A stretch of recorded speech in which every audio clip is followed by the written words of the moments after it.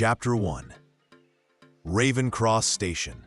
A broad-shouldered man in a long, dark coat stepped onto the platform, his phone pressed firmly against his ear. Behind his tinted glasses, his eyes held no warmth. "Did you uncover the truth?" "Yes, Commander.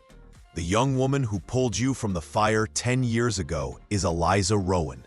She lived, but the blaze left her with severe scars." His jaw tightened, the muscles in his hand flexing around the phone. Though summer's heat weighed heavy on the city, a sudden chill swept the station. A cold draft licked through the crowd, and everyone passing by shivered without knowing why. His name was Marcus Vale. 10 years earlier, the Vale household was wiped out in a single night. 38 lives stolen in an inferno engineered by enemies. Marcus had only survived because a schoolgirl braved the flames and dragged him out. Afterwards, to escape pursuit, he hurled himself into the river. That leap carried him south into the Sable Marches, where he disappeared into the life of a soldier. For a decade, he clawed his way upward, turning from nameless recruit into a living legend. He fought entire battalions alone, infiltrated enemy camps, and brought back generals in chains. His name became a weapon, the Iron Serpent of the Sable Marches. Youngest commander the kingdom had seen, feared by all who faced him. But once his rise was complete, Marcus laid down his command. He had come back to Ravencross with two purposes: repay the girl who had risked everything for him, and exact vengeance on those who had destroyed his family. "I want her full history," Marcus ordered. "It's in your inbox, sir. Details about her life and about the Rowan family's arrangement." He hung up and scanned the file. Eliza Rowan, female, 27. The Rowans, once influential, now lived in faded respectability. A decade ago, Eliza had been a final-year student on an outing with friends when she heard desperate cries from a burning villa. Without thinking, she rushed inside and pulled a young man from the inferno. That man had been Marcus. The rescue changed everything for her. Eliza survived, but her body bore the fire's cruelty. Mocked by classmates, pitied by neighbors, she became the subject of cruel whispers. Marcus's chest tightened. "Eliza, I owe you my life. I will repay that debt in full." And then there was revenge. The Ashfords, the Brants, the Kellers, the Whitmores, every house that had joined in the plot would pay in blood for what they had done. He clenched his fists and slid into a black utility vehicle without plates.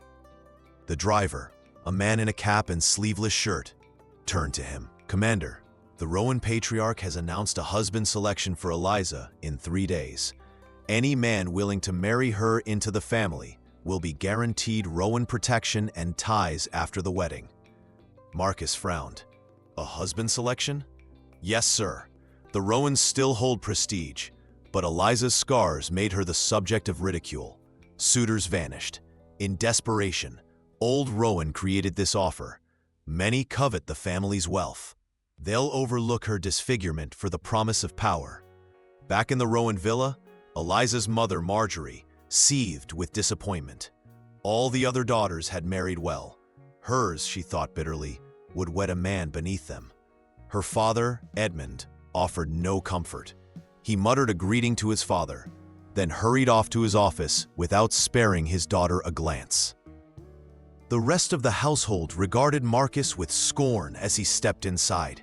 To them, Eliza was nothing but humiliation, and Marcus, though tall and formidable, was a stranger who would taint their family name further by marrying her. Marcus ignored them.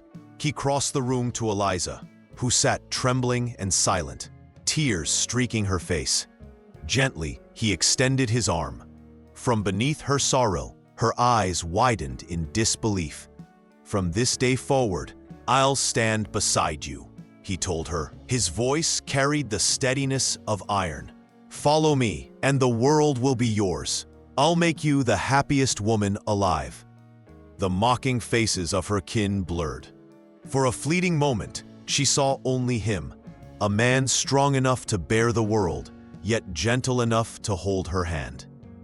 He lifted her to her feet, whispered, "Let's go," and guided her toward the door. Outside, the unmarked vehicle waited, with two men in black suits. One began. "Command." Marcus raised a hand, cutting him off. "To the Sanctum Hall. My wife's wounds need treatment." For Marcus Vale was not only the Iron Serpent of the Sable Marches, he was also a healer, versed in the arts of battlefield medicine. Restoring Eliza's scars would not be difficult. Chapter 2. Sanctum Hall. Spanning over 20,000 square meters, Sanctum Hall was the most opulent estate in all of Ravencross. Gardens, a swimming pond, and even a private putting green stretched across the grounds. Inside, the foyer gleamed with marble floors and crystal chandeliers. Eliza Rowan sat on a plush sofa, her eyes wide in disbelief. The grandeur of the hall made it feel more like a royal palace than a villa. When her grandfather had chosen a husband for her, Eliza had assumed anyone with a backbone would never agree to marry her, let alone into the Rowan family. She didn't even know who her husband would be. Her imagination had conjured someone lazy or greedy, a man hoping to claim her family's fortune. Yet here she was, brought into a world that far exceeded anything she had expected. Marcus Vale knelt before her and lifted the gauzy scarf covering her face. "Don't." Eliza recoiled, panic gripping her. Her body and face were scarred from the fire. She feared she would terrify the man she had yet to meet. Marcus lifted the veil anyway. Eliza's heart raced. Shame pressed down on her like a weight, and all she wanted was to vanish. Gently, Marcus tilted her face upward. His eyes traced the intricate lattice of scars. His chest tightened. If she hadn't saved him, none of this, not his return, not her recovery, would have happened. For a rare moment, his face softened, almost fragile. "Eliza, you've suffered too much." Eliza avoided his gaze, fidgeting with the hem of her shirt. "Trust me," Marcus murmured. "I'll help you heal." She panicked again, still staring at the floor. "Bring the medicine," he commanded. Immediately, the estate doors opened, and men in black suits entered, carrying ornate boxes. Inside were precious vials, tablets, and salves, the finest medicinal preparations money could buy. Marcus set to work, carefully mixing ingredients into a soothing ointment. Once ready, he crouched beside Eliza. She hid her hands behind her back. "What are you doing?" she whispered. "Relax," Marcus said softly. "Remove your clothes." Eliza burst into tears, pulling at her garments. "I know I'm ugly, covered in scars. Is that what you wanted?" She was used to ridicule. Every suitor her grandfather had ever chosen would have mocked her, humiliated her. Nightmares had haunted her for years, and joy had become a distant memory. Marcus's icy heart thawed as he pulled her close. "I will never cast you aside," he vowed solemnly. "No matter your scars, you are my wife, now and forever." Eliza froze, stunned. He wasn't mocking her. He wasn't laughing. Marcus gently applied the salve to her scars, then wrapped her in gauze from head to toe. She looked like a living mummy. "Trust me, Eliza," he said as he guided her to sit. 10 days is all it takes. In 10 days, you'll be a different person." "Really?" Eliza asked, unsure if she dared believe it. "Of course, I would never lie to you." Though she could not see him clearly, his voice carried warmth and authority, comforting her in a way she had long forgotten. 10 days passed in what felt like a heartbeat. They were the happiest 10 days Eliza had known in a decade. Though she still didn't know her husband completely, Marcus had cared for her attentively, staying by her side. Every night, he told stories and joked, lulling her to sleep. Each morning, she awoke to his strong hands holding her gently. Love, a feeling long forgotten, had slowly crept back into her heart. In the villa, in front of the mirror, Eliza stood fully wrapped in white gauze, her face included. Her hands trembled slightly. For 10 days she had applied the salve faithfully, enduring the sting of healing skin. "Is this really happening?" she whispered, holding on to Marcus's hands. "Leave. Take the men back to the Sable Marches." Marcus's commanding voice rang out. Henry, kneeling before him, declared loudly, "Take care, Commander.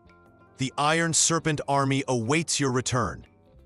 "Go," Marcus waved, and only then did Henry depart.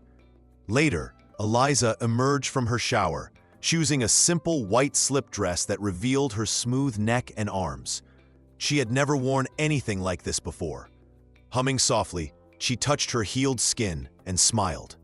She stopped when she noticed Marcus sitting on the couch, smoking pensively. She approached him and sat down, her face flushing. Whether from the shower or from shyness, she didn't know. She began, unsure what to say. Seeing her fully now, Marcus's eyes sparkled. "Darling, when are we getting our marriage license?" "What?" Eliza blinked, surprised, lips slightly parted. She looked irresistibly innocent in her confusion. Marcus grinned. "I'm part of the Rowans now.